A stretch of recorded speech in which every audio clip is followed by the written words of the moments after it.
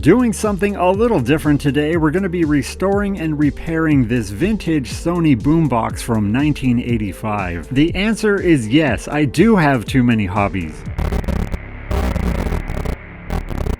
What did I get myself into? This is the Sony CFD-5, which is the first boombox, the first portable music system that included a CD player. This is the first one ever made. I picked this up for 70 bucks on eBay, and I saw some others that were around 300 or 400 in worse shape, so I had to get it, and it's not without its faults, and we'll take care of those in a little bit. I know you're thinking, well, I don't want a vintage stereo because I threw out all my CDs and I don't even know what a cassette is. Trust me, I already know you only use Spotify or the YouTube app to listen to music on your phone, and you can actually transmit those audio signals to your vintage boombox. With the help of this super cheap Bluetooth module, this mod is incredibly easy to do, and it also sounds pretty good. Don't worry, I will be making a dedicated how-to video on multiple ways to connect your phone to your vintage boombox. But for now, let's get into one of the main issues that is afflicting this stereo, and that is the right channel is much quieter than the left one.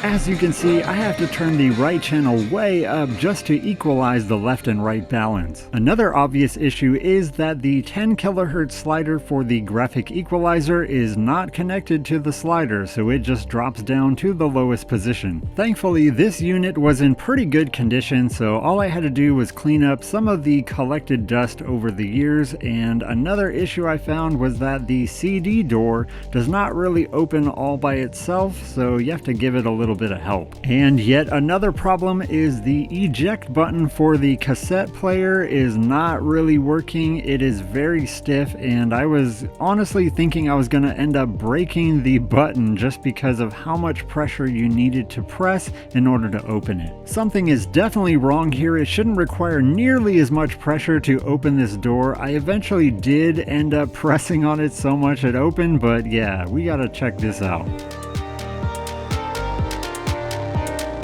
Now, I have never opened a stereo before in my life, and I was already running into problems because, yeah, all of my screwdrivers would not reach far enough inside of the box. I actually did have screwdrivers that were long enough to fit, but then they were too fat, so they wouldn't actually latch onto the Phillips head. So Harbor Freight came through with this 6-piece set for $3, which is crazy. That is super cheap, thankfully. And as you can see, the shanks are very long, but then the tips are very small, which is exactly what I needed. At the time when I recorded this was the first boombox I have ever opened, but since then I've opened maybe 4 or 5, and I can tell you with great confidence that they are all constructed relatively similarly. This one is particularly deep, so you might need to purchase a screwdriver like I did, but some of the other ones were shallow enough that the regular screwdrivers I had were plenty long enough. At this point, I didn't have the service manual, which you probably will want to get, as it shows exactly how to disassemble and also all the wiring schematics and everything you need to repair your boombox. If I already had the service manual, I would have known that in order to take this faceplate off, I actually needed to remove the cassette door, but that was the thing holding it on, so it actually kind of popped off on its own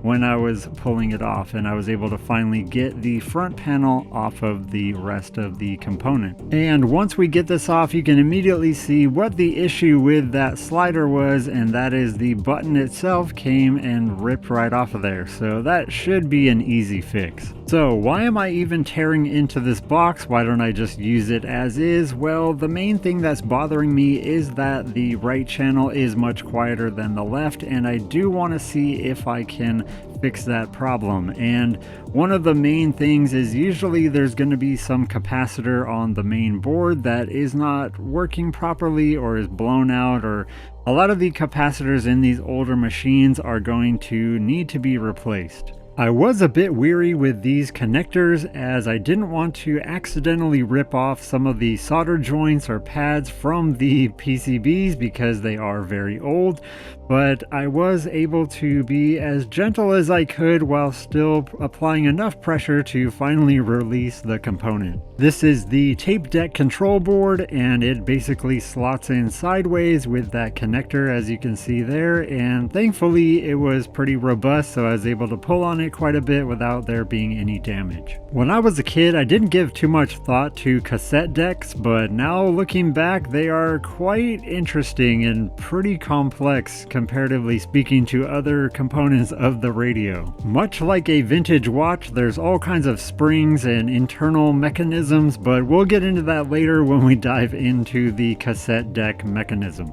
This is the tuner board, and it comes out much like the control board, and this one houses the tuner, the front LEDs, as well as the graphic equalizer. And as you can see, this is where that problem came from, and I think this will be an easy fix. We'll just glue this back on. So far, this is the only component that is actually screwed in, which does make sense because the cassette deck is pretty heavy. It is made out of folded sheet metal, and it does have a DC motor. After the screws are out, it is easy enough to remove, although there are quite a few electrical connections here. There's at least 3 of them with a bunch on the board and going to different places, so we are going to have to remove those. There were 2 connectors that went to the cassette deck. Then from the cassette deck, there's about 3 connectors that go to the main board, so a lot of connections going on here, but it was easy enough to remove. And now we're finally getting to where we can take out the main board, which is the whole point of this teardown at this point. I am leaving the CD player as well as the transformer for the main power, just disconnected them from the main board, but I don't need to worry about those right now. We're going to focus on the main printed circuit board. At this point, it was imperative that I do get a service manual so I could find which capacitors to even look at. A huge shout out to Brett the Threat on Reddit for hooking me up with this service manual, because I couldn't find it anywhere, at least not for free, and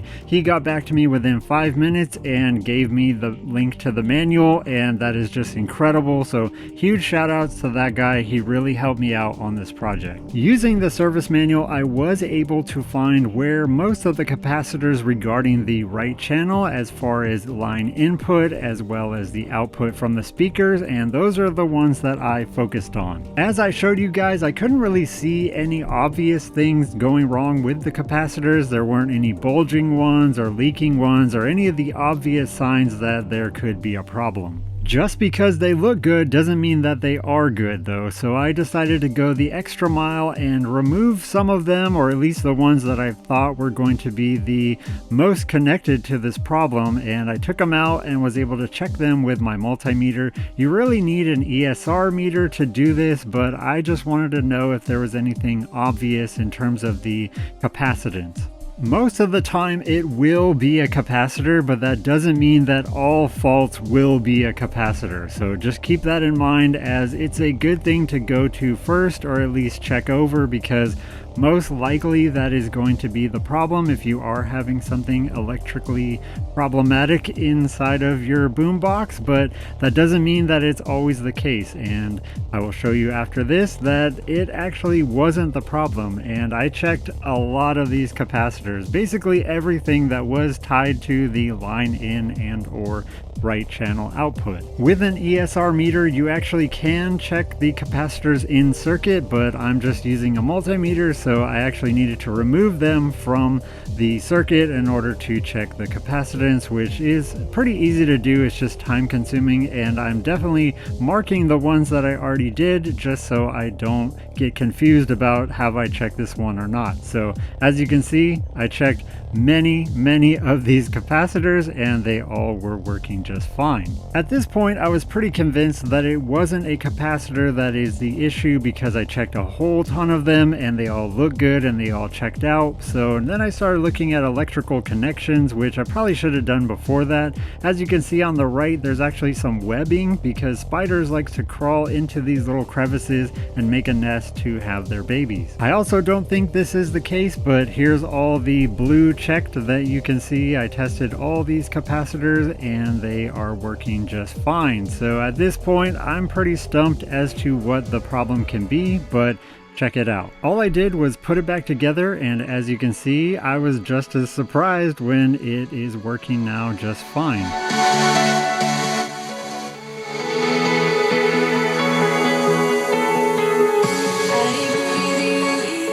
Can you guys guess what made this work when I didn't really do anything differently? I'll let you know in a minute.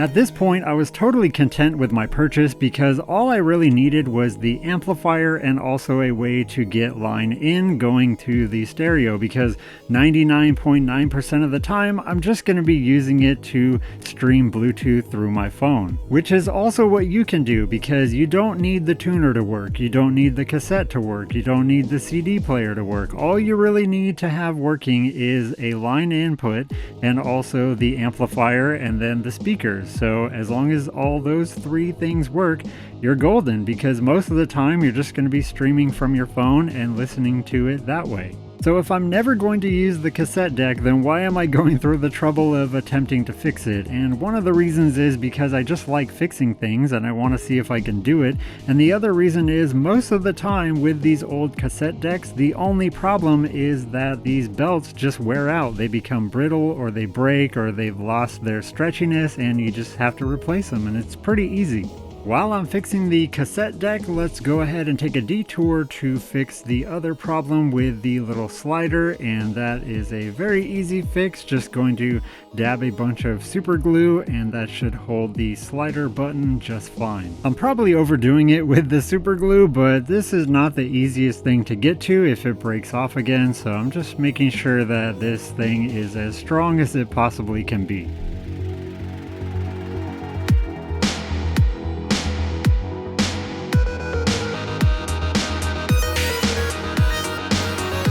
Back to fixing the cassette deck. Here are the packet of belts that I bought. You can get this for about $5 and it comes with a whole bunch of them, which is good because then you don't need to find the exact one, because you can just lay down your old belt and then start dropping on the different ones. Make sure you find one that's a little bit smaller and is going to fit a little more snugly. After you picked out the right belt, all you have to do is put it back in the correct orientation, which can be a bit tricky, and after doing a bunch of these now, I know that having one taut on one end is a lot easier to slip over the other as opposed to having the whole thing loose, but you'll get it. Just give it a little bit of time and it's not that difficult. Again, this was my first time ever attempting to repair a cassette deck or any kind of stereo in any way, and all I did was look up a bunch of videos on YouTube and I learned how to do it. There were two guys on YouTube, 12-volt vids, and also this guy, Steve's Electronic Repair Shop. He has a great video on how cassette decks work and all the different mechanisms and how to fix them. I feel like with this Sony, they definitely thought of a lot of stuff and made that easy to work with, but a lot of these parts kind of seem like afterthoughts where they had already designed something and then they were like, oh yeah, we forgot about this, let's put that on later.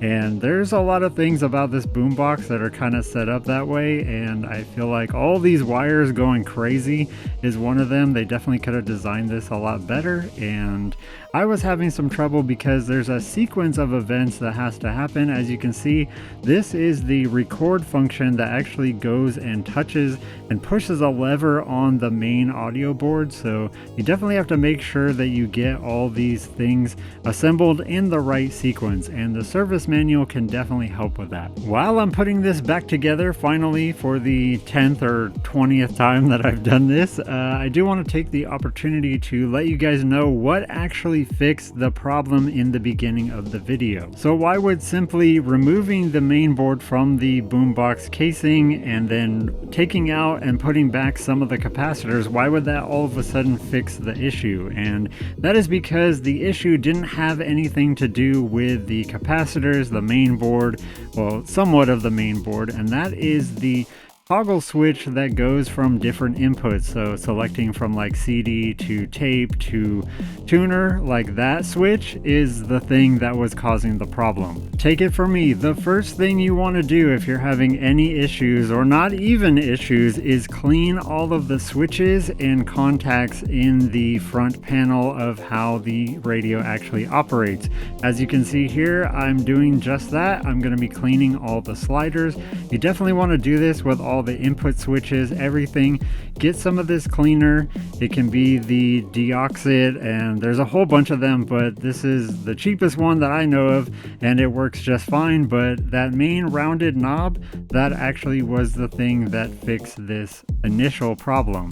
So definitely check all your switches. Here's our repair that's going on to the equalizer, and now that works just fine. Definitely cleaning all the switches, and I can't stress that enough. If you clean all the switches, most likely a lot of the issues that you're having will be solved. I figured this out one night because I was messing around with the stereo and toggling the different inputs, and I realized that if I could hit it at just this right spot, the right channel would actually be a lot quieter than the left. So that made me think, oh, it probably is this switch. So I cleaned that out thoroughly, and then every time I switch it now, you get full power on the left and right channel. I can't stress this enough. If you clean the contacts and don't just spray it one time and then toggle it up and down and be like, yeah, it's clean. It's like, really get in there, spray it a bunch of times and toggle that thing 25-50 times. Make sure it is extremely clean. Sometimes you will need to disassemble or at least partially disassemble your radio to even get to where the switches are.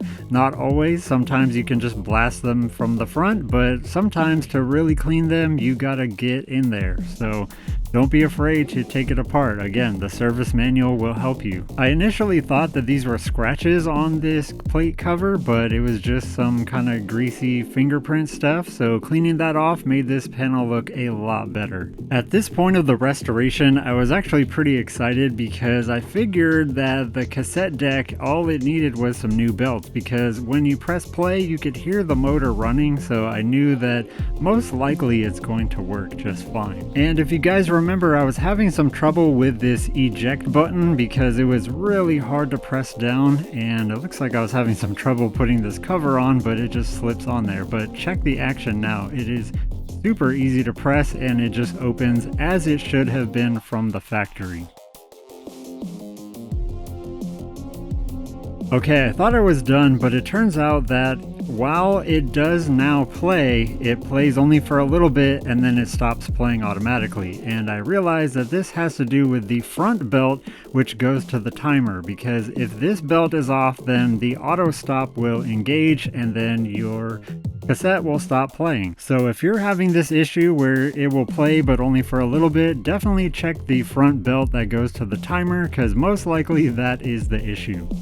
At this point, I thought I had finally got it, and I kinda did.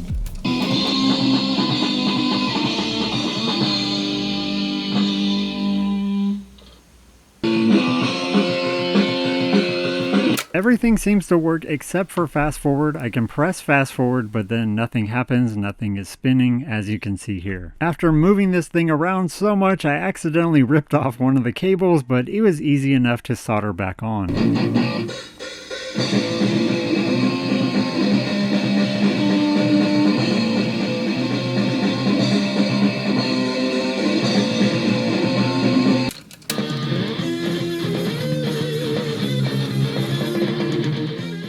After trying to fix the fast forward, I found that this spring was not attached to the other end, so I put that one back on.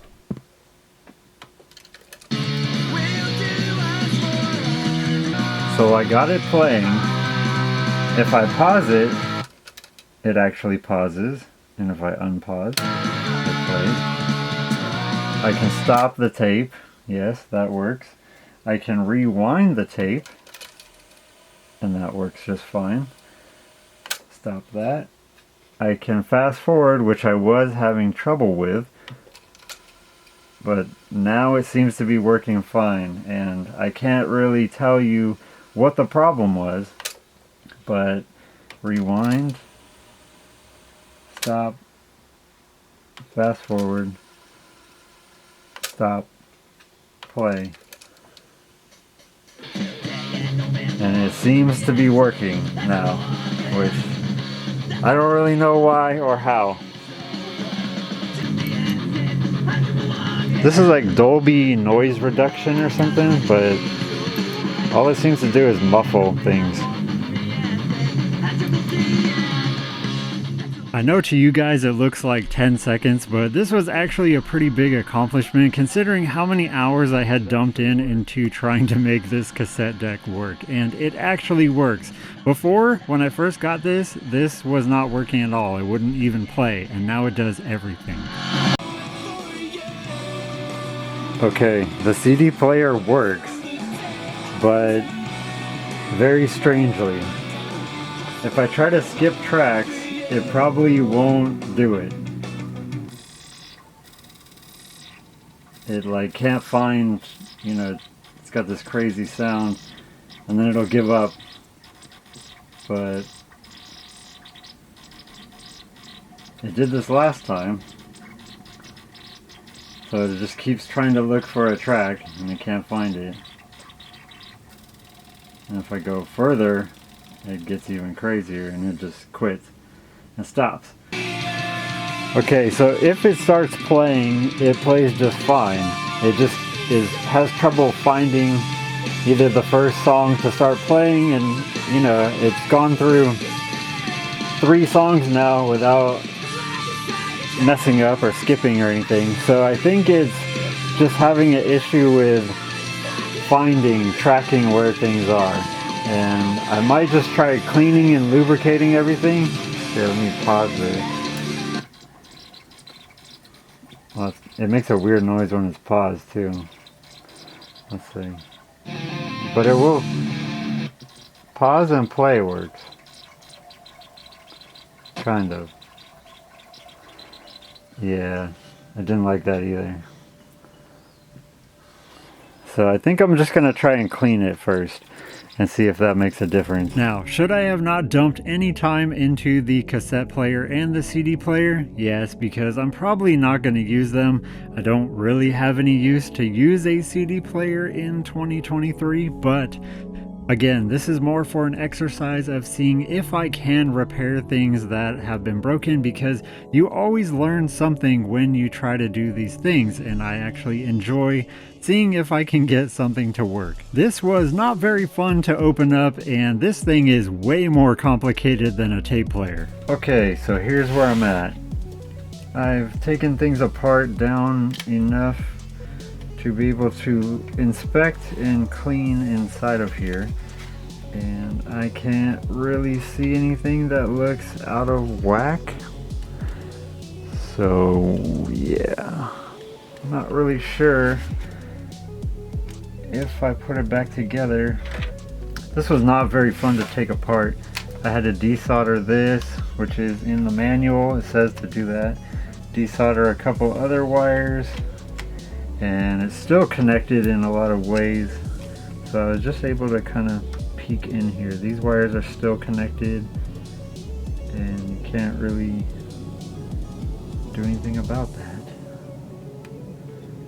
But I cleaned in here, and hopefully something will work better. But we'll see. I'm gonna put this back together and we'll try it out. Okay, it's the next day, and I've cleaned everything, put it back together, and it would do the same exact thing that it was doing before I took it apart and cleaned it. So at least I didn't break it. But now I have started tweaking with all the gain and focus and different potentiometers on the printed circuit board of the CD player. So I've tweaked it enough. I spent a couple hours just changing little things. I'm doing it the wrong way. You're supposed to have an oscilloscope to look at the waveform and adjust it accordingly. I don't have an oscilloscope with me right now, so I'm just doing it the old-fashioned way of trial and error, which takes a long time. But I was able to get it to where if I turn it on and I press play, it will struggle a little bit. Okay, well now it's not doing anything. But before it would struggle a little bit and then find the first track at least. And now I don't know why it's not doing it. It was doing it very consistently last night, and now it doesn't seem like it wants to. Oh, there it goes. Okay, so it's playing now, and last night I could do a skip to the next track and it would actually find it after a bit of searching. So it'll find it, which it had never done before. So I think I'm on the right track, and it'll look for track 3, but it just can't find it. So, oh, okay, now it's working. So, it is working a lot better than it was before. See, now I can't find track 4. But at least it's trying. You can hear it like scrobbling, trying to find where the track is. Oh, okay, I actually played it. So, I'm on the right track. The CD player does work, but it is very inconsistent, and if you let it play for long enough, it will start skipping, or at least it was last night. So I have to do more tweaking, and my previous method was pulling the whole thing out, adjusting it, plugging it back in, you know, taking the power off so I don't shock myself, all that, and doing that repeatedly over and over. I probably took this thing out maybe 50, 60, 70 times. So I think my new method is going to be try to set this up so that it can be playing and I can adjust it while it's running. So I'm gonna try to do that and see if I can adjust it and get it tweaked to where it's running better while it's playing. That's my next task. But I mean, this is pretty good. It plays CDs. I mean, it might take a while to find the track, but it does work. Okay, the CD player does play after literally hours of messing with all these little potentiometers for, well, I had it go, it's inconsistent, so I had it going pretty much, it could find the next track just fine, but it probably won't do it now, but okay, so it does. It can seek, it can find the next track, and it works, but I can get it all adjusted perfectly. Then I'll come back maybe the next day and it either won't find the tracks anymore, or it'll start like repeating parts or skipping. So I'll adjust it perfectly and then I'll come back and it will be inconsistent again. So I'm not actually sure if it's the settings or if maybe something else might be wrong with it, but it does work, but just not consistently. So, you know, if you try to skip, it might take a while to find it.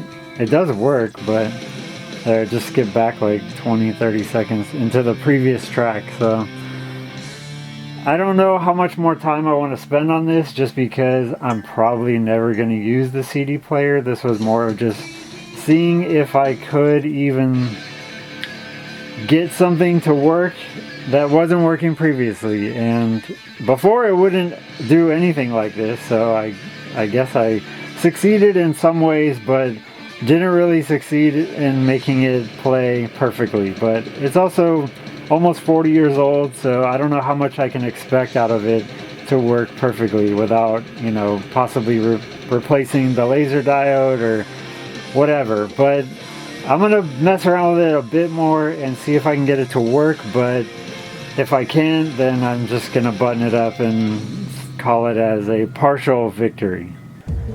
Okay, so I didn't think I'd be getting this far into the weeds. I was just going to give up, and after many hours of just fiddling around with the pots until I got it to do some things better, but it seems like it was being inconsistent. So Here I am with an oscilloscope, and now I'm adjusting it according to the service manual, and this is only the second time I've even looked at an oscilloscope before, so my neighbor let me borrow this. He's a total complete genius when it comes to electronics, so I'm at least have some help if I need it, but everything seems to be going okay so far. I got one adjustment done out of like 5, and I'm just gonna keep going. And first thing I was adjusting was the triangular reference waveform, and that was pretty easy to do, so I'm just going to keep going along. I'm not going to show you everything just because I have to concentrate too much on making sure I'm doing things right. You know, you got to solder test point leads so you can even get to where the service manual says to attach to the points on the motherboard of the CD-ROM drive. So yeah, I'm just going to keep going, but just letting you know where I'm at. Trust me guys, I did not think that I was going to be getting this far into the weeds with this project. I figured I would just throw maybe like a weekend at it, see if I could fix it, but no. This has been taking up so much of my life trying to figure out what exactly is the problem here. After running all the tests in the service manual with the oscilloscope, I came to the conclusion that it's probably not the settings, and that is because I couldn't even finish all of the tests because of how inconsistent the signal was. As one final last-ditch effort, I started looking for any potentiometers that could be related to the power output of the laser diode. I'm quite certain that it is the diode itself. Right there is the potentiometer for adjusting the laser power, and trust me, I've tried everything one way or the other way.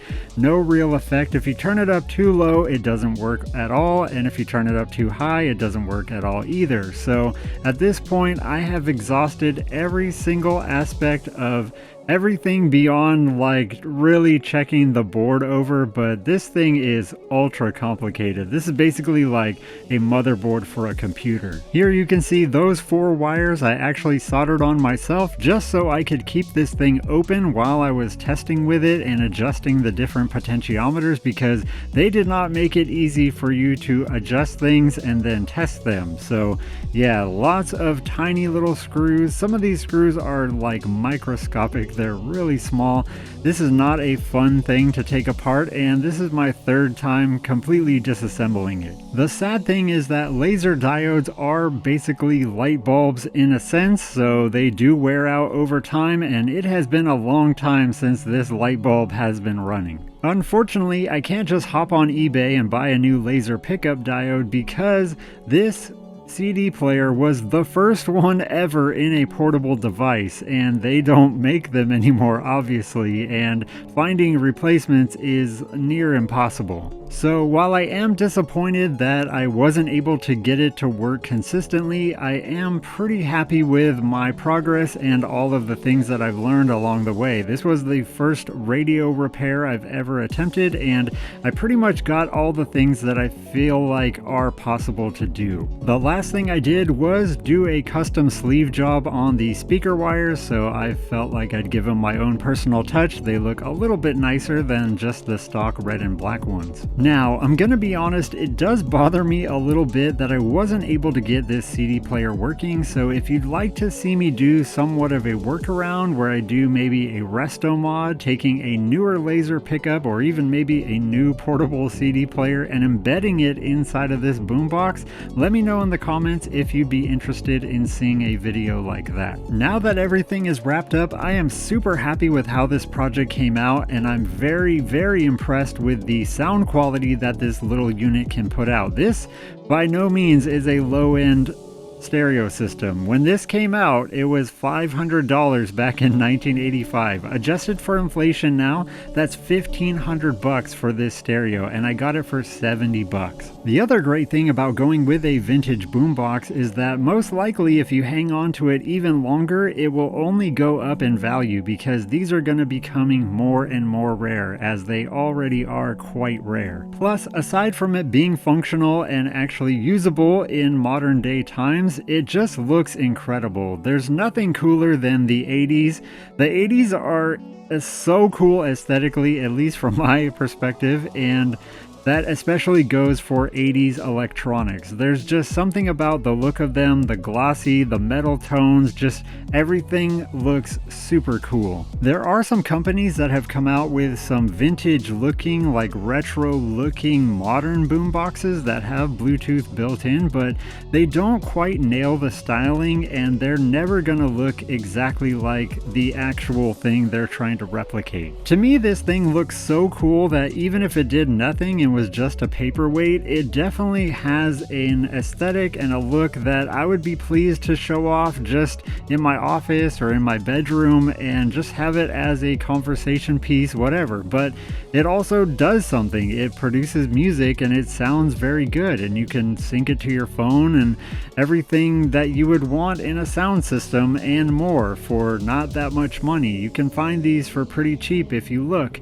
but the rabbit hole of boomboxes, vintage boomboxes, is very deep, so be careful because I fell in and I'm going to show you more. Thanks so much for watching, and I will see you in the next one.